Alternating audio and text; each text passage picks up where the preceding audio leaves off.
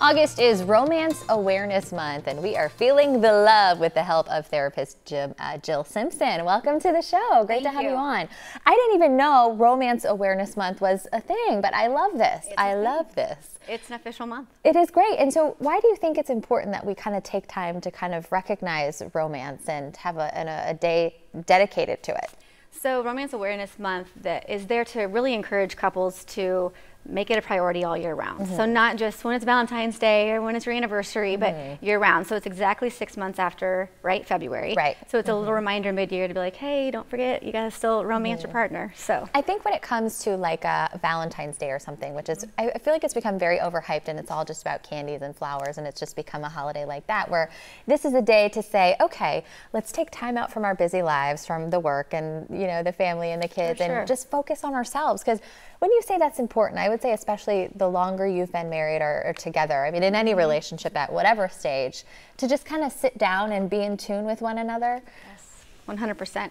I mean, I think that's part of what couples run into with romance is they get in a rut and don't start thinking, what is it my partner would really like for me to do for them right now? Especially we kind of assume, right, in partnerships that, you know, I like receiving gifts, so I assume my partner would like receiving gifts, when really that's not the case. They mean they appreciate it, of course, right? It's a nice bonus, but they, you know, don't love it and get warm and fuzzy inside like what their partner might think they would.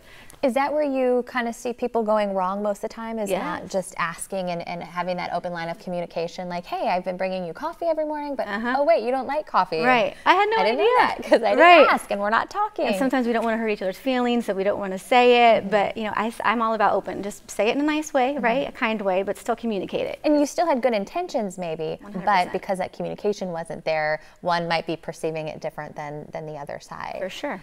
I can imagine too with the digital age that we're living in, you know, constantly on our phones, and I'm so guilty of it too, where I really have to remind myself, oh, there's things going on around me, and I need to talk to this other person that I live with 24/7, you know, and really just recognize that, because those distractions I think have taken away from just talking. You know, we go out to dinner, I look around and everybody's on their cell phone. So is that a big part of what you see too? Oh yes, I mean totally. And I think, you know, part of the conversation, like you mentioned, a good tool that you can use is the 5 Love Languages. So it's a book that has been out for quite a while. It's by Gary Chapman, but I think it's an awesome way for the conversation to get started. You know, look up off your phone and be like, hey, let's look at this chart. It's online, it's free. You can also take a quiz to see where you fall under the 5 love languages, and have a conversation and dialogue about, oh, I'm these 2 love languages and you're these 2 love languages, so let's love each other in those ways. Let's, you know, try to make an intention to say, that's how you feel love and that's how I'm gonna do it. Right. That might not be how I feel love, but now we know, so we can do it right. So we have a couple seconds left. Are there any kind of takeaways you wanna leave our viewers with on just kind of, you know, finding that love connection and making it last? Yes, so with the romance piece of it, since it's Romance Awareness Month, I think, you know, less is more. So don't like